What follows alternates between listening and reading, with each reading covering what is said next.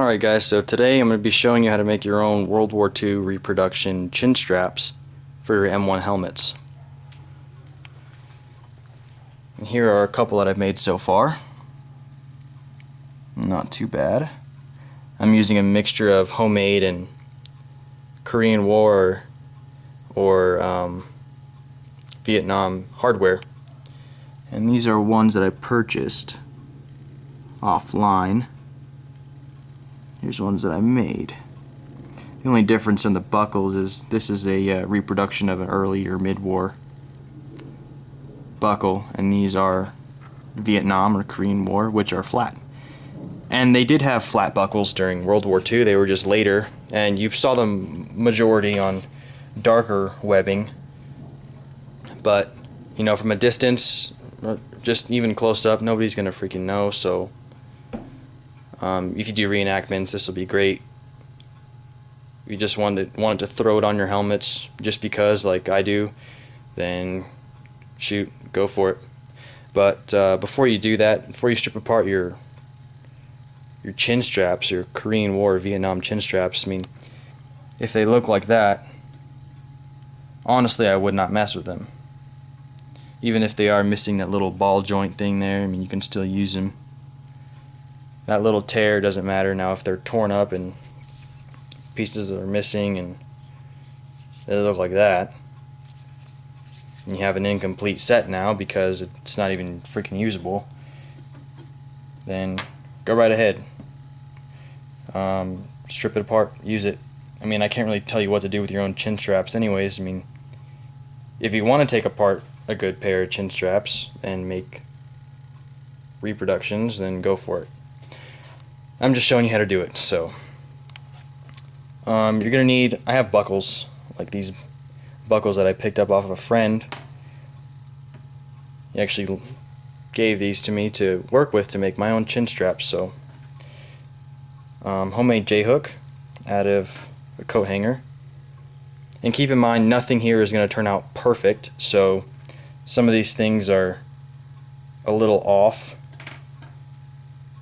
I mean, I recommend you make a few J-hooks before you start applying it to your helmet. I mean, unless you want it, you don't really care that much.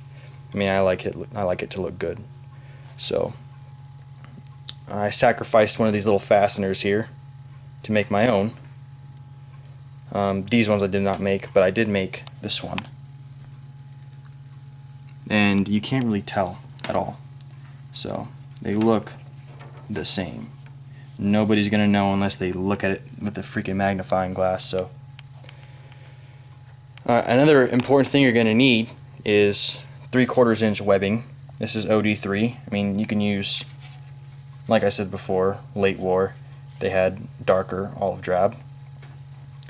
Go ahead and use that if you want. I picked these up at the surplus store where I live, but you can also buy them off of J. Murray 1944.com, I think it is. So you can purchase them in the spool. It's a couple bucks per yard. These were 39 cents a piece, so just freaking steal. I mean, this is quite a bit of webbing for that cheap. So yeah, tools you're gonna need: wire cutters, a ruler, pliers, both needle nose and regular. You're gonna need the needle nose and the regular ones for certain areas of the J-hook and for putting on the fasteners. Files, one kind of coarse and one that's really fine as you can get. Your file as a needle and some thread, preferably, you know, khaki or OD3, to kind of go with the chin straps. Sew them on.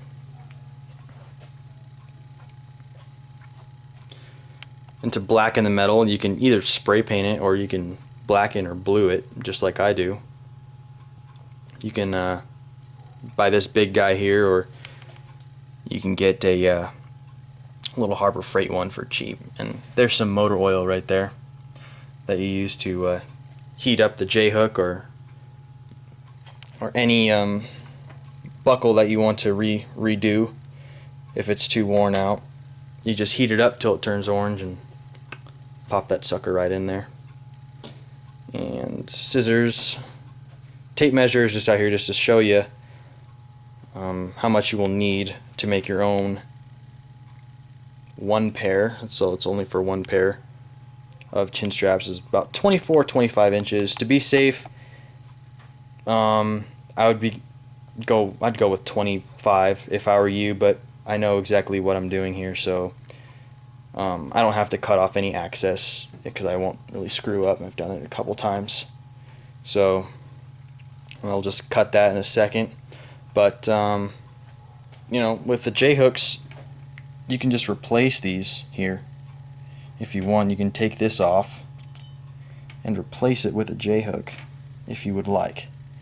So first off, I'm going to get started off with making the J-hook. I mean, it's the most really needed thing you need out of all of this, so let's get started with that.